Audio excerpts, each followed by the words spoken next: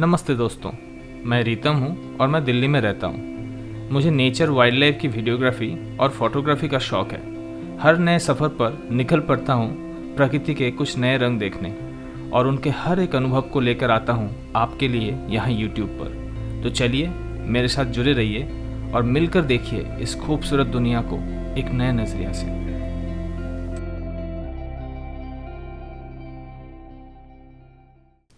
नमस्ते दोस्तों, nature escape की इस रणथंभौर के सफ़र में आपका स्वागत है। साल 2024 ख़त्म होने से बस कुछ ही दिन पहले हमने अपना ये ख़ास सफ़र शुरू किया रणथंभौर की ओर। दिल्ली से अर्ली मॉर्निंग निकल के बदलते नज़ारे और मौसम को एंजॉय करते हुए करीब 6 घंटे की सफ़र तय करके हम रणथंभौर में अपने रिसोर्ट तक पहुंच गए थे। दिल्ली से रणथंभौर की दूरी, रूट और रोड कंडीशन के ऊपर मैं एक अलग से वीडियो बना के डिस्क्रिप्शन बॉक्स में डाल दूंगा, जो आपको आई बटन में भी दिख जाएगी। और अगले दिन सुबह हम निकल पड़े अपनी कैंटर सफारी के लिए। हमारी कैंटर सफारी पहले से ही बुक थी। सफारी का पिकअप टाइम 6:30 बजे थी और कैंटर ने हमें अपने होटल की बिल्कुल सामने से पिकअप कर लिया था। सुबह के टाइम पे यहाँ पे काफ़ी फॉग था और हम लोग पहले पैसेंजर्स थे जो कैंटर में बैठ गए और धीरे धीरे कैंटर आगे बढ़ती रही और एक एक करके गेस्ट को पिकअप करती रही। फिर हम लोग रणथंभौर नेशनल पार्क की एंट्री गेट पे पहुंच गए, जहां पे आईडी वेरिफिकेशन होने के लिए गाड़ी कुछ देर रुकी रही। ये रणथंभौर नेशनल पार्क की कोर जोन्स की एंट्री गेट है। यहाँ पे जोन 1 से लेके जोन 5 तक कोर जोन माना जाता है, जिसकी एंट्री यहीं से होती है। जोन 6 से लेके जोन 10 तक की एंट्री गेट अलग दिशा में है। हमारी सफारी जोन 3 में थी, तो हमने इसी गेट से एंटर किया। तो अभी हम लोग निकल गए हैं सफारी के लिए। आप देख सकते हैं आगे सब कैंटर लाइन से खड़ी हुई है, पीछे गेट से एंट्री हो रही है वहाँ से।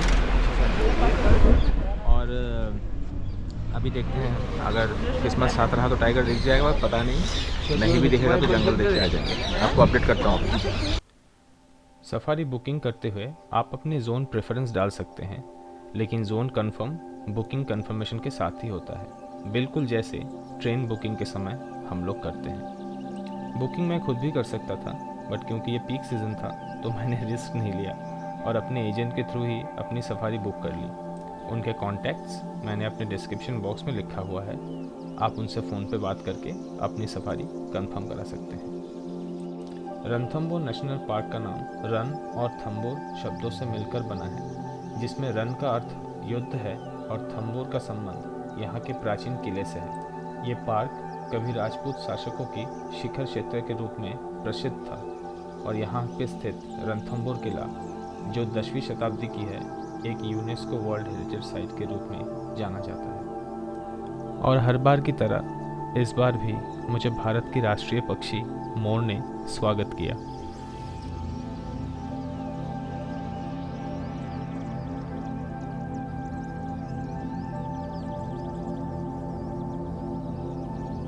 ये एक रोफस ट्रिपी है जो कैंटर की पैसेंजर से खाने की गुजारिश कर रही है। ये पक्षी टाइगर बर्ड के नाम से भी जाना जाता है और ये काफ़ी फ्रेंडली होती है, इसीलिए इंसानों के आसपास आने में ये बिल्कुल भी नहीं झिझकती। लेकिन यहाँ पे बर्ड्स या किसी भी एनिमल को खाना खिलाना मना है, तो मन होते हुए भी मैं इसको कुछ ऑफ़र नहीं कर पाया। और आगे हमें भारत का दूसरा सबसे बड़ा बरगद का पेड़ यानी बैनियन ट्री दिखा। हमें गाइड ने बताया कि ये बैनियन ट्री करीब 250 से 300 साल पुरानी है और ये भारत का सेकेंड लार्जेस्ट बैनियन ट्री है after Anantapur banyan tree in Andhra Pradesh. ये वृक्ष की विस्तृत शाखाएं जैसे अपने आप में ही एक छोटा सा जंगल हो। और इसके बारे में जानने के बाद हमने अपनी सफ़र आगे जारी रखी।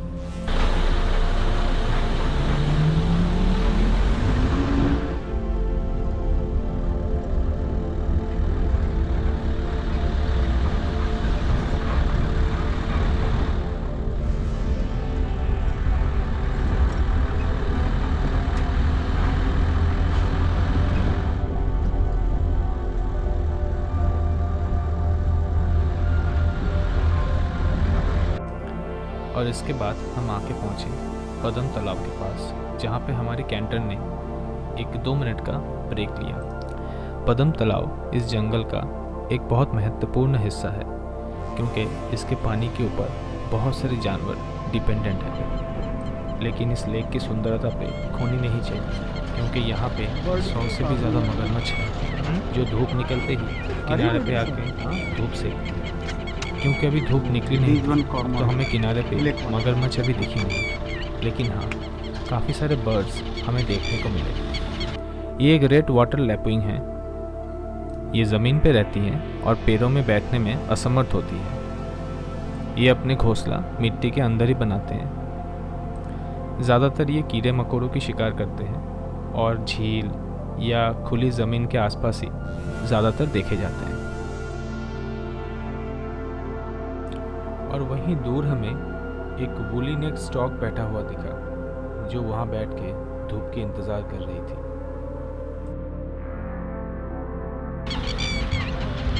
भाई कैंटर गेट पे जाते काम से जाए सवाल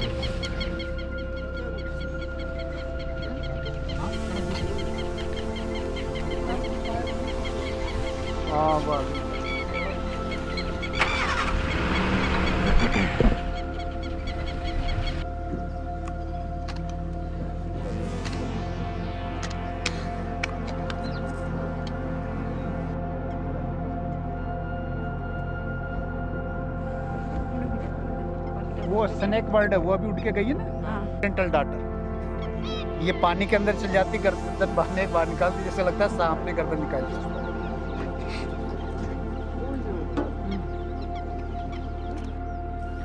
रणथंभौर नेशनल पार्क की एरिया करीब 1334 स्क्वायर किलोमीटर तक फैली हुई है। आप मान सकते हैं कि लगभग ये दिल्ली सिटी जैसा ही बड़ा एक एरिया है।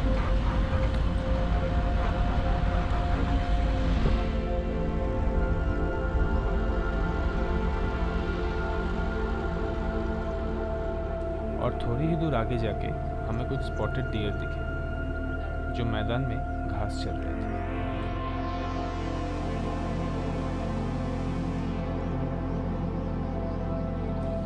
मेल स्पॉटेड डियर के सर पर सिंग होते हैं, जिन्हें एंटलर्स भी बोलते हैं। मेटिंग सीजन के बाद ये एंटलर्स अपने आप से गिर जाता है। टाइगर साइटिंग के लिए स्पॉटेड डियर के अलार्म कॉल को सबसे ज़्यादा भरोसेमंद यानी कि जेन्युइन माना जाता है। और यहाँ पे स्पॉटेड डियर की होने का मतलब ये था कि टाइगर कहीं आसपास तो नहीं है।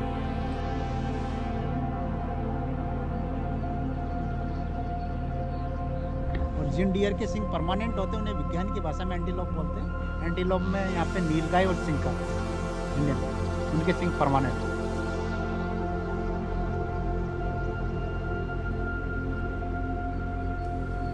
सफारी को शुरू हुए लगभग 30 मिनट हो चुके थे, लेकिन अब तक कोई अलार्म कॉल सुनाई नहीं दिया था। गाइड ने इसी चीज़ को देखते हुए हमें जंगल के और गहरे हिस्से की तरफ ले जाना शुरू किया। जंगल में टाइगर की साइटिंग होना एक किस्मत की बात है, लेकिन टाइगर देखने को मिले या ना मिले, जंगल की सफारी और जंगल देखने में एक अलग ही मज़ा है, क्योंकि आपको यहाँ पे तरह तरह के वाइल्ड एनिमल्स देखने को मिलते हैं।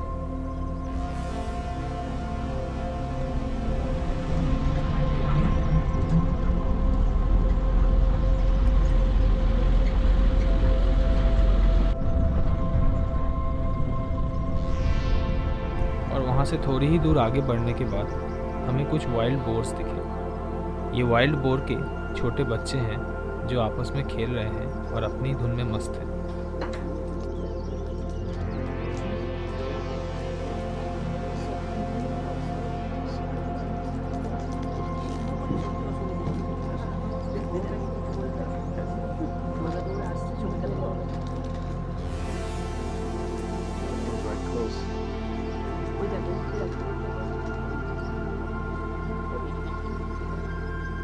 वाइल्ड बोर दिखने में छोटे हो सकते हैं, लेकिन इनके तीखे दांतों के वजह से और एग्रेसिव नेचर की वजह से ये फेमस हैं।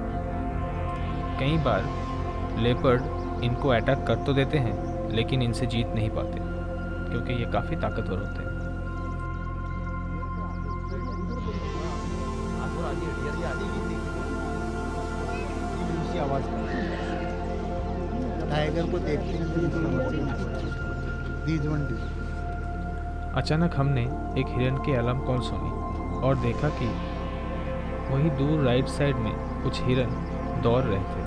पूरी जंगल में एक अलग सी खामोशी छा गई थी और सभी कैंटर्स और जीप वहीं रुक गए और सभी लोग अपनी अपनी मोबाइल, कैमरा और बाइनोकुलर से टाइगर को देखने की कोशिश में जुट गए। सभी लोग सांसें रोककर बस एक ही उम्मीद कर रहे थे, शायद अब हमें टाइगर देखने का मौका मिलेगा। टाइगर वही था, लेकिन हमारे पास आने की बजाय वो जोन 4 की तरफ चला गया। बस एक कदम से हम उसका दृश्य देखने से रह गए, लेकिन इस सफ़र का ये पल भी हमें याद रहा, क्योंकि जंगल का सस्पेंस और उसकी खूबसूरती अपने आप में एक अनोखा अनुभव था। इस सब के बाद हमारे गाइड ने जंगल के दूसरे हिस्से की तरफ हमें चलने के लिए एडवाइस किया। शायद अगले मोड़ पर किस्मत साथ दे।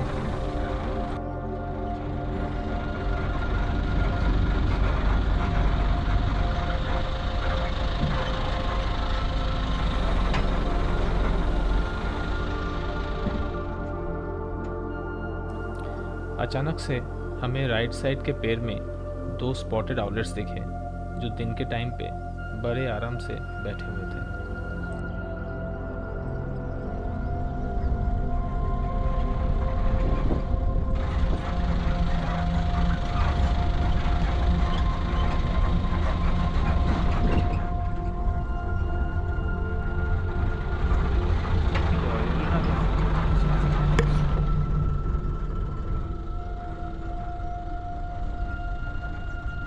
और ऐसे ही चलते हुए हम झील के दूसरी ओर पर आ पहुँचे, जहाँ पे बहुत सारे क्रोकोडाइल झील के पास बैठ के आराम कर रहे थे। कुछ मगरमच्छ तो लेक के किनारे चुपचाप लेटे हुए थे और कुछ थे जो पानी में से अपने सर निकाल के शिकार की खोज कर रहे थे। मगरमच्छ एक कोल्ड ब्लडेड एनिमल है, इसलिए कई बार पानी में से अपना सर बाहर निकाल के ये अपनी बॉडी टेम्परेचर को एडजस्ट करते हैं।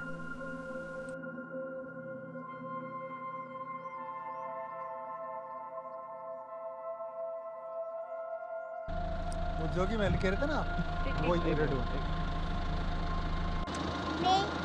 ले ले सीन ले ले। ये चकवा चक्की येलो वाले दिन में साथ में रहते हैं, रात में अलग अलग रहते हैं। आगे बढ़ते हुए हमें झील में कुछ रूडी शेलडॉग दिखे, जो जोड़ों में शांति से घूम रहे थे। ये पक्षी हर साल अक्टूबर से मार्च के बीच सेंट्रल एशिया से भारत माइग्रेट करते हैं। इन्हें ब्राह्मणी डक कहा जाता है और लोकल भाषा में इनको चकवा चकी कहते हैं। उसी तालाब के पास हमें एक ओपन बिल स्टॉक दिखा, जो रंथम्बोर का एक आम पक्षी है। ये अपने खास तरीके से पानी में घुसकर स्नेल्स ढूंढ रहा था। इस पक्षी के बीक का यूनिक डिज़ाइन स्नेल्स को तोड़ने के लिए होता है। ये एक ब्लैक हेडेड आइबिस है, जो रंथम्बोर नेशनल पार्क में बहुत कॉमन है।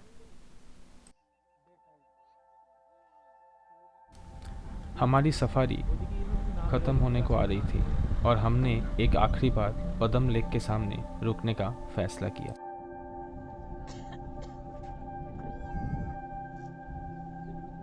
सुबह जब हम सफारी के लिए जा रहे थे, तब वहाँ सिर्फ एक स्टॉक अकेला बैठा हुआ था, लेकिन अब दिन का तापमान थोड़ा बढ़ने के बाद उसका पूरा परिवार उसके साथ जुड़ गया है। तालाब के बिल्कुल सामने हमें एक ब्लैक बेलीड टर्न दिखा। ये पक्षी अपने काली पेट और सफ़ेद पंखों के लिए जानी जाती है। यहाँ तालाब के पास बैठ के ये अपने पंखों को साफ कर रही थी। वहीं तालाब की दूसरी ओर पानी से निकली हुई एक साख पे एक वाइट थ्रोटेड किंगफिशर बैठी हुई थी। ऐसा लग रहा था जैसे वो अपने सुबह के शिकार के लिए बिल्कुल तैयार बैठी हुई है। और धीरे धीरे हम एग्जिट गेट की तरफ बढ़ने लगे। कहीं खुले मैदान, कहीं छोटी छोटी तालाब। इस जोन में हर मोड़ पर हमें कुछ नया देखने को मिला। टाइगर को देखने का सपना इस बार तो पूरा नहीं हो सका, लेकिन जंगल का हर पल हमें ये सिखाता है कि प्रकृति का असली आनंद सफ़र में ही है, ना कि सिर्फ मंजिल में। हमारी अगली सफारी जोन 5 में हुई। अगर आपको ये वीडियो पसंद आई है तो मुझे पूरा विश्वास है कि आपको अगली वीडियो भी ज़रूर पसंद आएगी। अपने इनपुट्स कमेंट सेक्शन में शेयर करें और अगर वीडियो अच्छी लगी हो तो लाइक, शेयर और सब्सक्राइब ज़रूर करें। आपका सपोर्ट मुझे ऐसे और वीडियोस बनाने के लिए प्रेरित करता है। मिलते हैं आपसे मेरे जोन 5 की सफारी में।